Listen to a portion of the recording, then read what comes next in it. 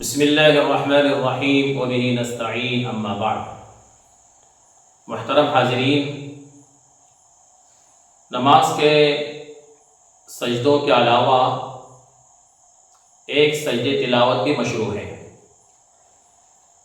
جو قرآن کریم کی آیات سجدہ پڑھنے پر سنت ہے۔ 14 مقامات ہیں جہاں پر جو آیتیں ہیں جن کو ہم آیات سجدہ کہتے ہیں، اس آیت کی تلاوت کے بعد، ان آیات کی تلاوت کے بعد سجدہ کرنا سنت ہے۔ نبی اکرم صلی اللہ علیہ وسلم نے ارشاد فرمایا کہ جب ابن آدم میں سے کوئی آیت سجدہ تلاوت کرتا ہے اور اس کے بعد سجدے میں چلا جاتا ہے تو شیطان وہاں سے روتے ہوئے بھاگ جاتا ہے، رونے لگ جاتا ہے اور کہتا ہے کہ ہائے میری کمبختی، ہائے میری بدبختی کہ ابن آدم کو سجدے کا حکم دیا گیا، اس نے سجدہ کیا تو اس کو جنت ملی، اور مجھے سجدے کا حکم دیا گیا اور میں نے سجدے سے انکار کیا تو مجھے دھتکارا گیا اور مجھے اس کی وجہ سے جہنم ملی۔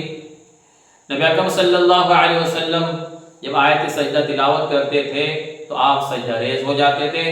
ابن عمر رضی اللہ تعالیٰ عنہ کہتے ہیں کہ ہم بھی حضور کے ساتھ سجدے میں چلے جاتے تھے۔ لہذا آیت سجدہ کی تلاوت کرنے والے کے لیے اور اس آیت کو بالقصد کان لگا کر سننے والے کے لیے یا بلا قصد سننے والے کے لیے، تینوں لوگوں کے لیے آیت سجدہ کے بعد سجدہ تلاوت مستحب اور مسنون ہے۔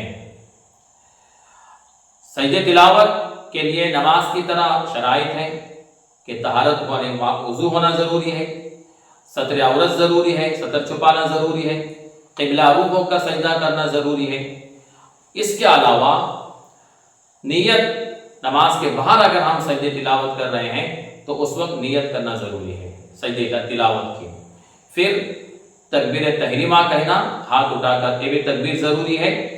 تو نیت کرے نماز کے باہر اور اس کے بعد اپنے ہاتھوں کو اٹھا کر اللہ اکبر کہیں، پھر جو ہے سجدے میں جانے کے لیے اور ایک تکبیر کہیں، اس تکبیر کہنا، اللہ اکبر کہنا مستحب ہے۔ ایک سجدہ کرے اور سجدے سے اٹھ کر جو ہے سلام پھیرے۔ تو نیت، تکبیر تحریمہ اور سلام، یہ تین جو ہے اہم رکن ہیں اس کے، اور بقیہ چیزیں اس میں سجدے کے اندر جو ہے سجدے کی دعا پڑھنا، سجد وجہی للذی خلقہ وصورہ وشق سمعہ وبصرہ، یہ ذکر کرنا جو ہے اس کے اندر مستحب ہے۔ اور یہ دعا یاد نہ ہو تو ہم سجدے کی جو تسبیحات ہیں وہ بھی پڑھ سکتے ہیں۔ سجدے کے لیے دونوں یعنی بیٹھ کر بھی آپ کر سکتے ہیں، کھڑے رہ کر بھی کر سکتے ہیں۔ رکعت باندھنے کا کوئی تذکرہ نہیں ہے، رکعت باندھنے کی کوئی ضرورت نہیں، کوئی باندھے تو کوئی حرج بھی نہیں ہے۔ نماز کے اندر اگر ہم آیت سجدہ پڑھ رہے ہیں، امام صاحب آیت سجدہ پڑھ رہے ہیں، اس کے بعد وہ سجدے تلاوت کے لیے جا رہے ہیں تو اس کے اندر نیت کرنے کی کوئی ضرورت نہیں۔ نماز کی نیت جو ہے سجدے تلاوت کے لیے شامل ہے۔ لہذا امام صاحب سجدے تلاوت کے لیے چلے گئے تو اس کے مقتدی حضرات بھی ان کی ابتدا میں سجدے تلاوت کے لیے جائے، امام سے پیچھے نہ رہے۔ تو نماز کے اندر بھی سجدے تلاوت سنت ہے، نماز کے باہر بھی جو ہے سجدے تلاوت سنت ہے۔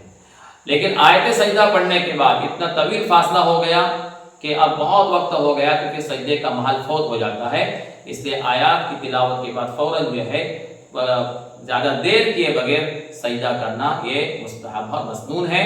واللہ اعلم بالصواب، وآخر دعوانا الحمدللہ رب العالمین۔